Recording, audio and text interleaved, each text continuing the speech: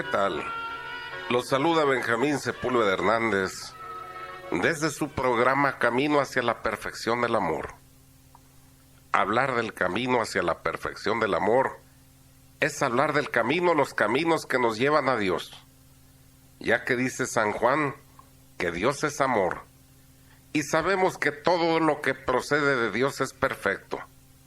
Por eso en este programa siempre meditamos temas que nos van mostrando este camino que termina en Dios.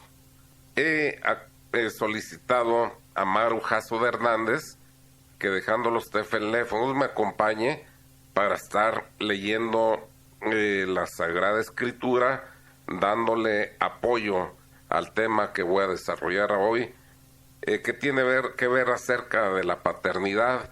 Te saludo, Maru, buenos días. Buenos días, ingeniero. Buenos días a todos ustedes. Pues para empezar en el tema de hoy, necesitamos arrimarnos a la Sagrada Escritura para ver qué nos dice acerca de la paternidad. Por eso iniciaríamos por leer el Génesis, el capítulo 1, versos del 27 al 28. Creó pues Dios al hombre a imagen suya. A imagen de Dios le creó. Creólos varón y hembra. Y echóles Dios su bendición y dijo: Creced y multiplicaos, y henchid la tierra, y enseñoreaos de ella, y dominad a los peces del mar y a las aves del cielo, y a todos los animales que se mueven sobre la tierra. Palabra de Dios. Te alabamos, Señor. Pues aquí la palabra destaca muchos puntos. No solo les daba la paternidad, les daba el gobierno de la tierra, con potestad para someterla. Pues vamos viendo poco a poco esta palabra para irnos metiendo y dándole base al tema que vamos a desarrollar el día de hoy. Dice que Dios creó al hombre en la imagen suya, varón y mujer los creó. Los bendijo y les dijo: sed fecundos y multiplicaos. Pues aquí hay diferentes aspectos en esta palabra. Primero vamos a ver qué significa a imagen suya. Esta palabra no solo significa que dotó al hombre de un entendimiento y una capacidad de amar, sino que lo constituyó rey, al darle potestad y señorío sobre la creación visible, y le comunicó el tremendo don de hacerlo procreador. O sea, que Dios asoció al hombre para que fuera partícipe en la creación. Dios crea y el hombre procrea, esto es, ayuda a crear. Y todo este conjunto de perfecciones hace que el hombre exhiba esa semejanza con Dios. Vamos a ver qué nos dice la Escritura sobre cada una de ellas. Hablando, por ejemplo, de esa capacidad de entender, de esa capacidad que surge en la sabiduría de Dios, a ver qué nos dice el Eclesiástico 1:1. Toda sabiduría viene del Señor Dios, y con Él estuvo siempre, y existe antes de los siglos. Palabra de Dios. Te alabamos, Señor. O sea que la sabiduría existe antes del tiempo, es eterna. O sea, es Dios mismo, porque solo Dios es eterno. Es el hombre el que, al no poder ver en una sola mirada las infinitas perfecciones que habitan en Dios, Él las separa para poderlas ver una a una. Pero Dios es suma perfección. En su simplicidad está contenida todas las perfecciones hasta el infinito. Pues bien, la sabiduría, que es su propia naturaleza, que es Dios mismo, le ha sido comunicada también al hombre, ya que comprobamos que estamos dotados de una inteligencia que nos permite conocer de nosotros mismos y de los demás, y engendramos en nuestro entendimiento conceptos, ideas, y realizamos juicios. Pero perfecciones que se puedan revisar, que nos hagan semejantes a Dios, hay una que nos menciona la primera carta de San Juan, en el capítulo 4, verso 8. Quien no tiene este amor no conoce a Dios, puesto que Dios es todo caridad o amor. Palabra de Dios. Te alabamos, Señor. O sea, dice que Dios es amor. Nosotros conocemos bien del amor, lo hemos experimentado y conocemos sus leyes, ya que amamos como Dios ama y Dios ama como nosotros amamos. El amor en el cielo y en la tierra tiene el mismo nombre y los mismos efectos y afectos, siendo algunas de las leyes y características del amor. Primero, que la medida del amor es que en el amor no hay medida. En eso el hombre también lo ha experimentado bien.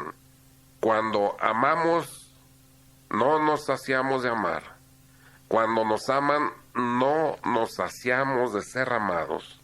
Somos un barril sin fondo ahí.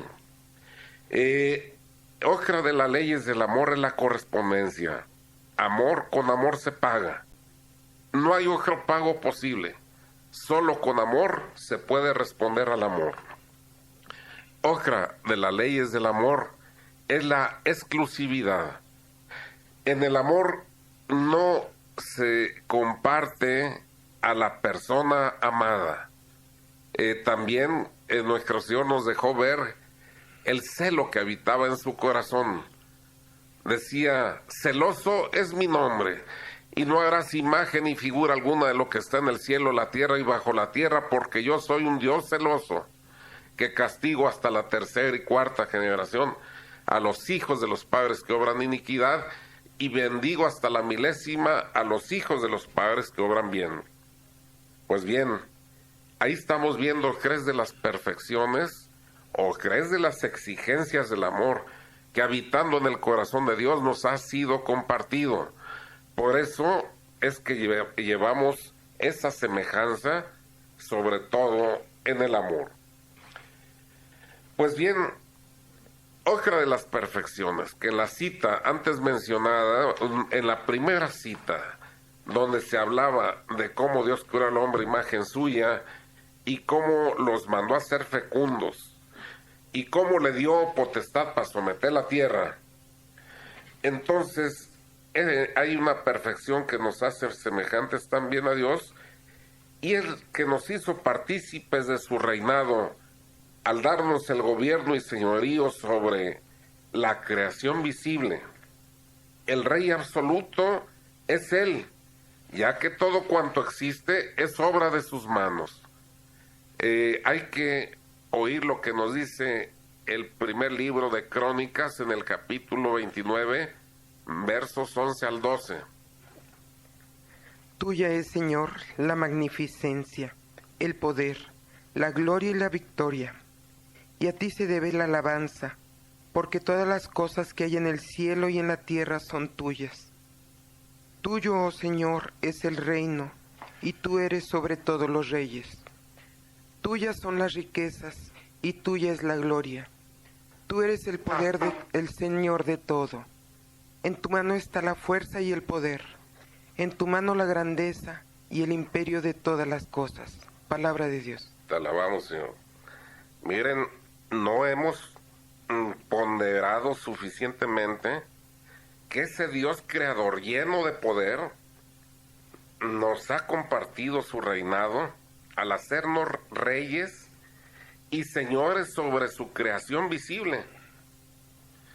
Pero otra gran manifestación de su amor es que nos ha compartido también la paternidad, constituyéndonos padres de sus hijos, lo que junto con las demás perfecciones ya revisadas nos dan esa semejanza con Dios, a lo que se refiere la Escritura.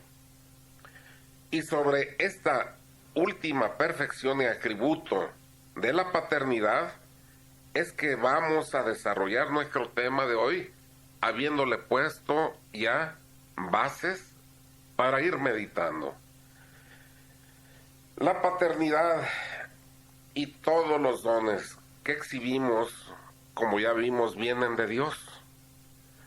Vamos oyendo lo que nos dice en la carta de Santiago, en el capítulo 1, verso 16 al 17. Por tanto, no os engañéis en esta materia, hermanos míos muy amados. Toda dádiva preciosa y todo don perfecto de arriba viene, como que desciende del Padre de las luces, en quien no cabe mudanza ni sombra de variación. Palabra de Dios. Te alabamos, Señor. Aquí se destacan varias cosas. Dice, todo bien, todo lo que exhibimos de bien, nos viene de Dios. Dice, y todo don perfecto desciende del Padre de las luces, en quien no hay mudanza. O sea, Dios es inmutable. Él no se raja, da una vez y para siempre. En Él no hay cambio. El hablar de cambio hablaría de imperfección. Nosotros, si bien se fijan, escribimos con un lápiz que tiene una punta de grafito y por el otro lado tenemos un borrador. Significa que reconocemos que somos falibles, que nos equivocamos y que en consecuencia somos perfectibles. Siempre podemos tener una idea mejor que la anterior. Entonces estamos dispuestos a borrar y a corregir. En Dios no. Da una vez y para siempre. El hombre o la criatura es la que se aleja de Él, el Señor no. Inclusive hablando de los ángeles caídos, Él los mandó por amor al universo y los sigue amando. Como amó al hombre en su caída y no lo dejó solo. Pero sabiendo pues que Dios nuestro Señor es sabio como es y que nos ha dado el cuidado y responsabilidad de los hijos, que es una tarea complicada, como fruto de esa sabiduría dividió la unidad en dos para que fuera el cumplimiento de esta misión más fácil y eficiente. Y así fue que Dios creó el sexo diferenciado. Vamos leyendo en Mateo 19:4 lo que nos dice la Escritura. Jesús en respuesta les dijo, ¿no habéis leído que aquel que al principio creó al linaje humano, creó un solo hombre y una sola mujer y que se dijo? Por tanto, dejará el hombre a su padre y a su madre y unirse con su mujer y serán dos en una sola carne. Palabra de Dios. Te alabamos, Señor. Estaba confirmando ya lo que la palabra de Dios se lee desde el inicio en que fue creada la mujer como compañera del hombre, en donde Dios decía, por ella dejará el hombre a su padre, a su madre, se unirá a su mujer, y los dos vendrán a ser una sola carne. Y confirma Cristo, lo que Dios ha unido, no lo separe el hombre. Pues bien, claro que la compañía y apoyo que Dios proporcionó al hombre por medio de la mujer es para todas las cosas, pero en donde se ve con toda objetividad la necesidad de la presencia de la mujer es en la procreación, ya que para muchas cosas el hombre puede bastarse, pero para que un hijo sea engendrado se necesita obligadamente la cooperación de una mujer. Y desde luego, lo mismo puede decirse del hombre. El hombre solo o la mujer sola no pueden engendrar un hijo.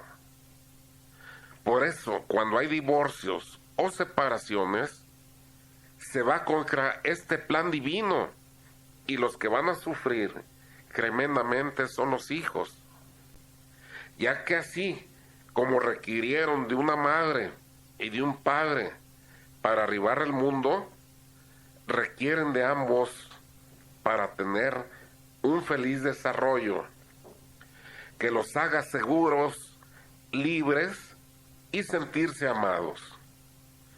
Y aquí no faltará quien nos pudiera decir que hay muchas madres solteras que educan excelentemente a sus hijos. Y a eso hay que contestar en forma categórica. El hijo en estos casos, sin embargo, solamente recibe la ternura y cuidados de la madre, pero el vacío del padre y la necesidad de éste jamás puede ser llenado solo por ella, pues afirmar lo contrario sería imputarle a Dios error en su plan que él concibió en esa división de los sexos. Por ejemplo, vamos viendo lo que nos dice el libro de Tobías en el capítulo 8, verso 8. Libro de Tobías, capítulo 8, verso 8. Tú formaste a Adán del lodo de la tierra y le diste a Eva por ayuda suya y compañera. Palabra de Dios.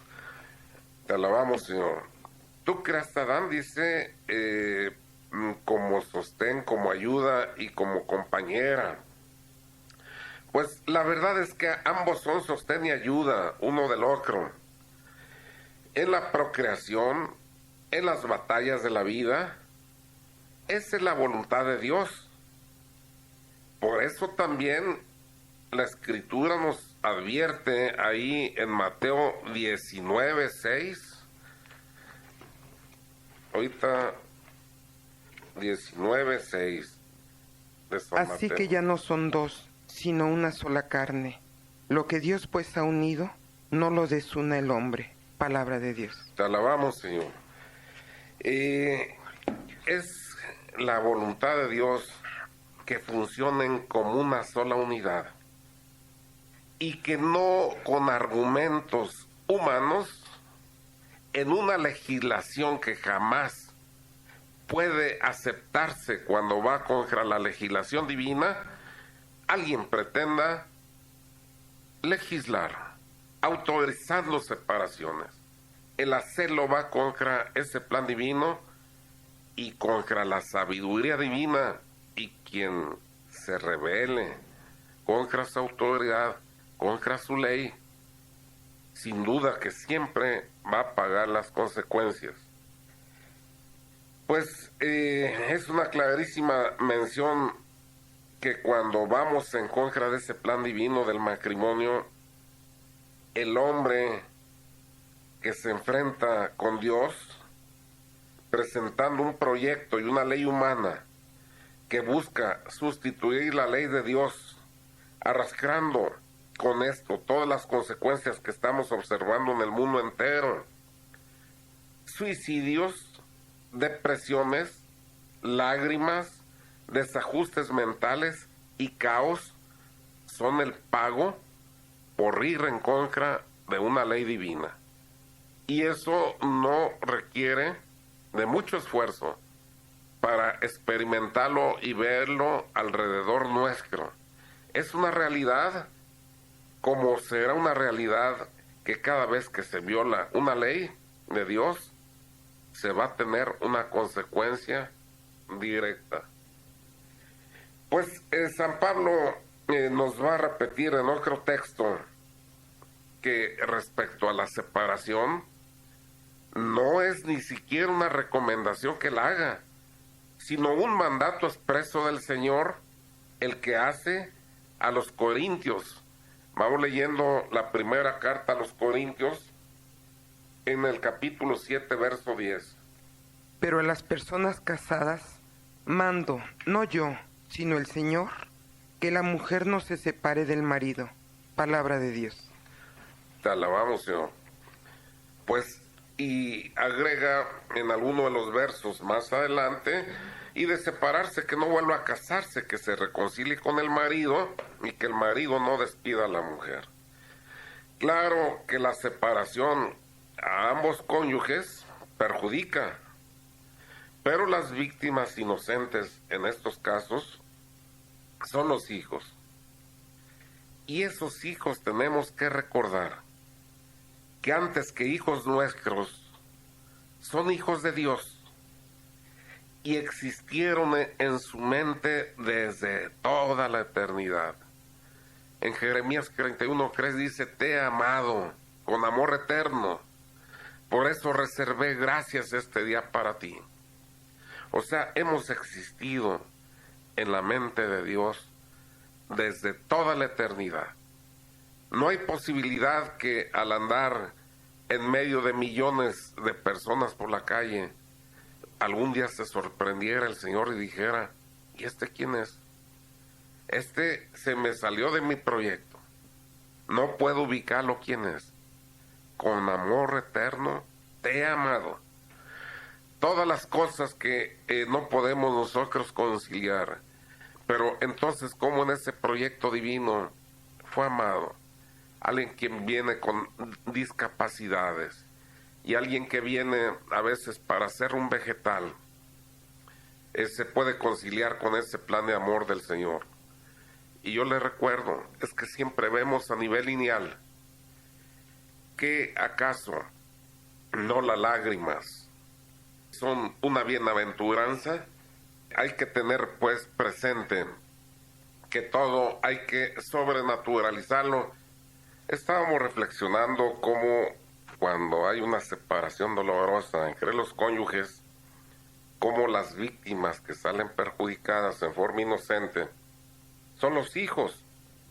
Y decíamos que esos hijos tenemos que recordar que antes que hijos nuestros, son hijos de Dios y existieron en su mente desde toda la eternidad, pero que fueron depositados en nuestras entrañas y por medio del ejercicio de nuestra sexualidad, los hicimos presentes en el tiempo, adquiriendo con esto la responsabilidad de cuidar de ellos, proveyendo todo lo que requieran a nivel material y espiritual, educándolos en la fe y en el amor de Dios. Vamos oyendo lo que nos dice el libro de Tobías, en Tobías capítulo 14, versos del 10 al 11.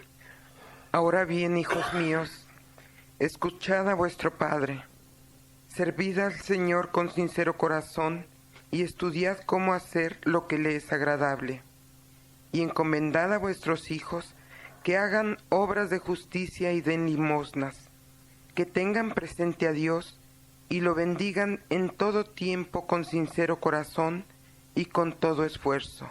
Palabra de Dios. Te alabamos, Señor. Miren lo que está diciendo. O sea que es una obligación para ambos padres, ambos cónyuges, el estar educando en la justicia, en la caridad, en ese conocimiento de Dios, para que lo bendigan en todo tiempo, con todas sus fuerzas. Y díganme si esto es posible realizarlo cuando vienen las separaciones. Si estando juntos a veces no cumplimos, separados muchísimo menos. Perdón. Y no quede duda que cuando comparezcamos ante el tribunal de nuestro Señor Jesucristo, tenemos que responder del cumplimiento o incumplimiento de este mandato. Y al que tenga duda de que Dios nuestro Señor castiga a los padres por no educar y corregir a los hijos, escuchemos lo que nos dice la Escritura en la primera carta de Samuel, en el capítulo 3, versos del 13 al 14. Porque ya le predije que había de castigar perpetuamente su casa por causa de su iniquidad, puesto que sabiendo lo palabra de Dios. Te alabamos, Señor.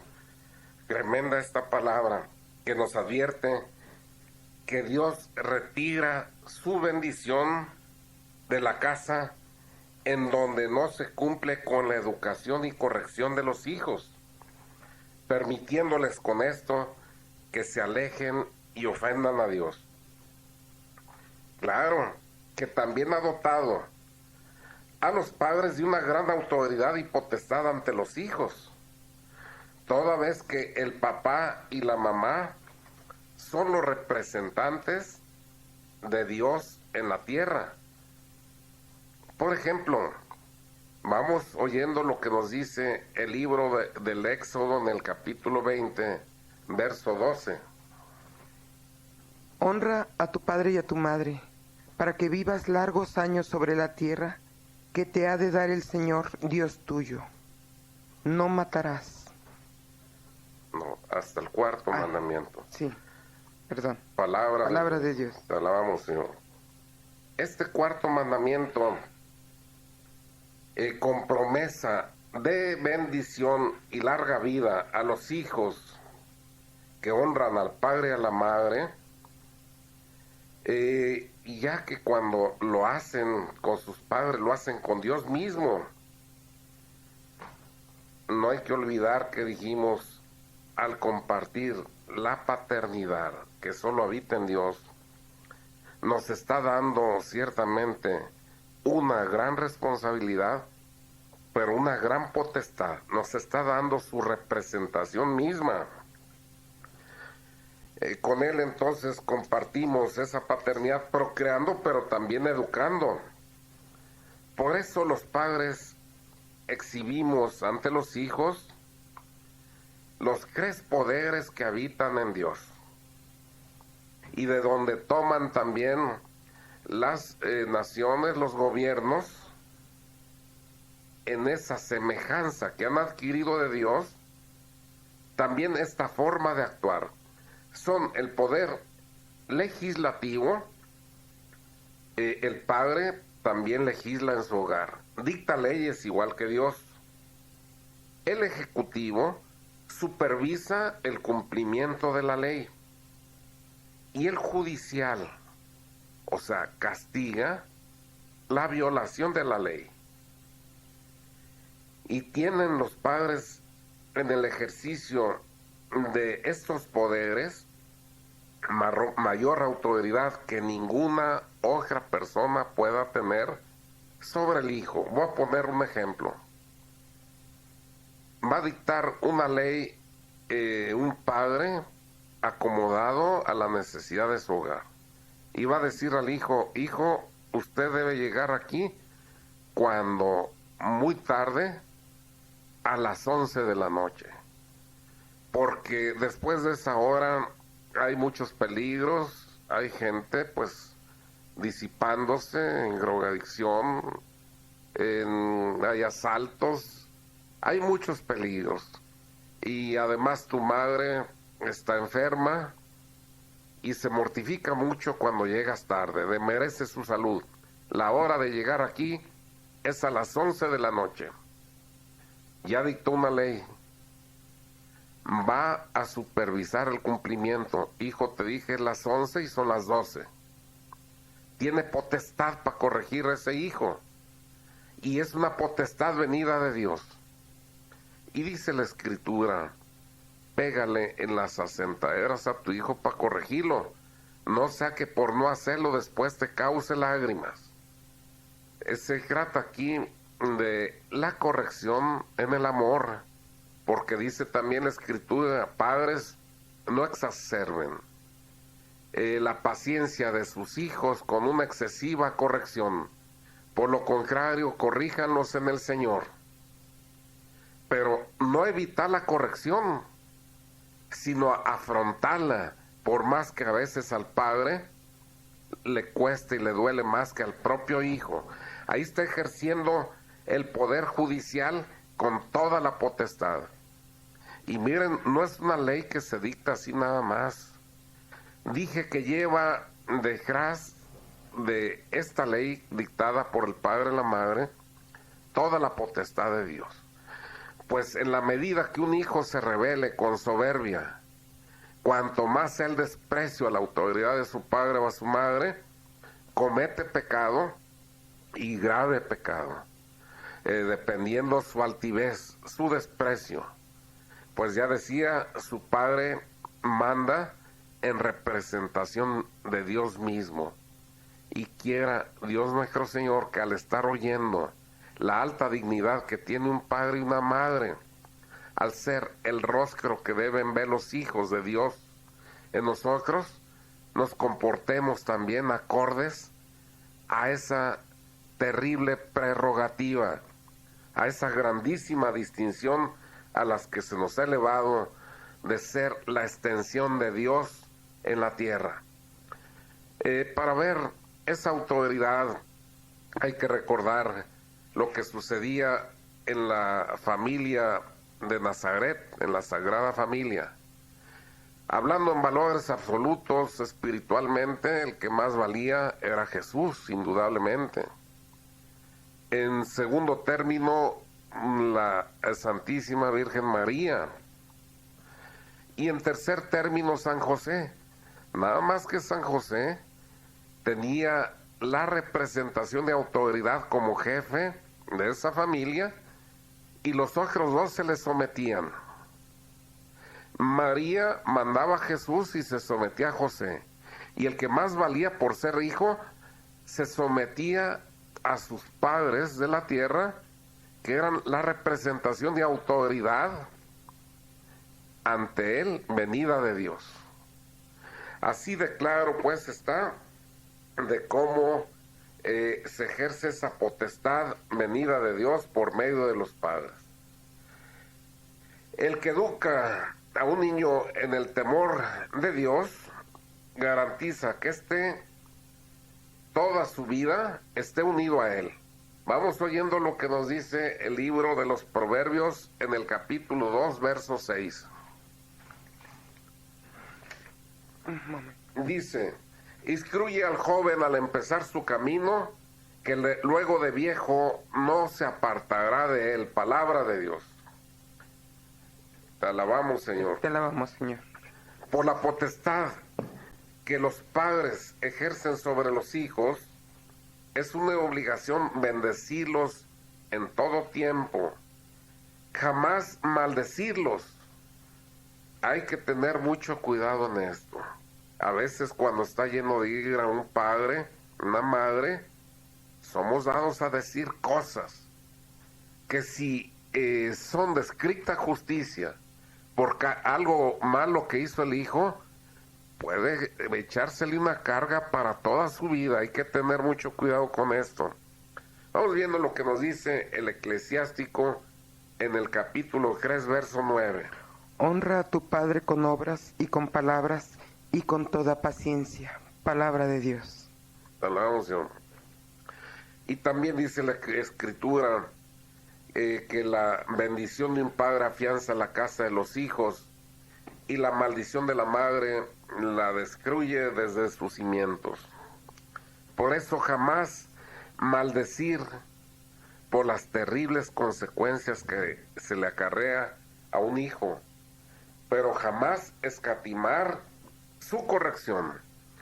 El libro de los Proverbios, capítulo 23, verso 13, dice: no ahorres corrección al niño que no va a morir porque le castigues con la vara. Con la vara le castigarás y librarás su alma del Sheol. Palabra de Dios. Te alabamos, Señor. Bueno, pues es una clara mención, se nos vino ya el tiempo encima, pero de la autoridad, sí, de la responsabilidad, de la tingencia con que se debe educar a los hijos, del cuidado de la educación que se les debe dar, de la invalidez de la separación por la imposibilidad de llevar a buen fin la educación de los hijos. Un padre solo o una madre sola no están contemplados en el plan divino para que en la obra de la procreación y de la educación sea consumada a través de una sola persona, sino que dividió la unidad en dos y la volvió a hacer una, para que se ayudaran en las fatigas de la vida.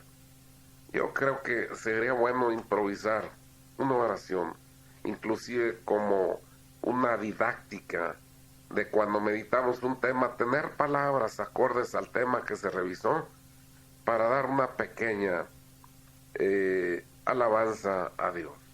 Una alabanza que finalmente es universal. Una alabanza que finalmente todos los hombres de cualquier raza, de cualquier religión, de cualquier nación, debemos siempre estar elevando a Dios Padre. Vamos haciendo pues una oración pidiéndole al Padre de nuestro Señor Jesucristo, donde procede toda paternidad, que nos ilumine con su Santo Espíritu para entender que ahora que todo el mundo habla de divorcios y separaciones, tenemos que permanecer fieles a su palabra que nos ha hecho saber el día de hoy, que su deseo y mandato es que el vínculo del matrimonio no sea profanado, ya que lo que Dios ha unido no lo separe el hombre, nos decía en su palabra. También nos ha hecho saber que es cuando vivimos en armonía, unidos a nuestro esposo o esposa, cuando caminamos en la vida con más facilidad y menos fatiga. Es cuando caminamos con más facilidad y menos fatiga. Pues la mujer fue creada para el hombre y el hombre para la mujer, para ser apoyo y ayuda recíproca. Y sabemos que todos los proyectos de Dios son perfectos, pues son frutos de su sabiduría, y que cuando vamos en contra de ellos, fracasamos y sufrimos. Pero hay otra razón, Señor, por la que te pedimos nos mantengas unidos en nuestro matrimonio. Y es que los hijos tuyos que nos has confiado y que tomaron de nosotros la carne y la sangre, el único lugar que les garantiza un desarrollo armónico y feliz es al lado de su padre y de su madre. Pues el vacío que queda cuando alguno de los dos se va del hogar, el otro no lo puede llenar en el corazón del hijo. Y además, cuando esto sucede, por el mal ejemplo que damos, inclinamos a nuestros hijos a que imiten este mal modelo, y ellos también terminen destruyendo sus hogares cuando lleguen a casarse. Señor, con qué grande dignidad nos revestiste a los padres cuando nos has asociado para llevar la vida al universo. Este don no se lo concediste ni a los ángeles, ya que ellos no engendran hijos, sino que son creados uno a uno por ti. Pero también qué grande responsabilidad nos has dado, ya que por nuestra naturaleza caída estamos inclinados a incumplir tus mandamientos.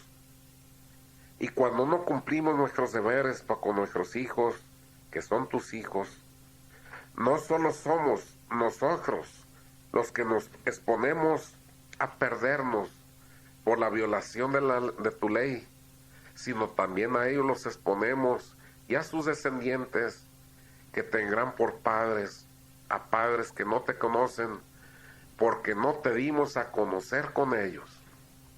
Señor, apiádate de nosotros y perdona las fallas y omisiones tenido en nuestro hogar, con nuestro esposo o esposa e hijos, y haz por tu misericordia a partir de hoy que vivamos observando tu ley y haciéndola cumplir a los que de nosotros dependen.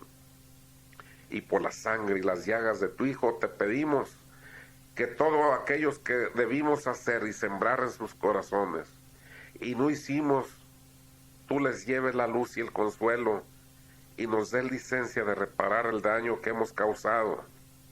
Y si por las circunstancias hubiera cosas que no pudiéramos cambiar, perdónanos, pues también somos tus hijos y hemos sido concebidos en pecado. Caminábamos ciegos y ahora que vemos nuestras carencias e incumplimiento de nuestros deberes, nos duele haberte ofendido y lastimado a esos seres hermosos que nos confiaste y no hemos sabido cuidar y honrar. Pero mira, sabemos que eres un Padre bueno y que nos mandaste a tu Hijo para romper las cadenas de la esclavitud y lavar nuestros pecados. Por eso, con gritos, pero llenos de confianza y gratitud, te decimos, bendito seas por siempre, Padre, y que te adoren el cielo y la tierra, y por los merecimientos de tu Hijo Jesucristo, que contigo vive y reina, en unidad del Espíritu Santo, y por la intercesión de la Virgen María, te pedimos, nos concedas cuanto hemos solicitado en esta oración, que así sea. Y se nos vino el tiempo, nos vamos, le recordamos pues de que en la mente de Dios, en la voluntad de Dios, estamos todos compartiendo responsabilidades y también privilegios en el matrimonio con nuestros hijos, con nuestro cónyuge, y de ellos vamos a responder cuando comparezcamos. Hay que pedir su asistencia para cumplir con esta responsabilidad, pero también con esta escalera que termina en Dios. Que Dios los bendiga y nos vemos el día de mañana.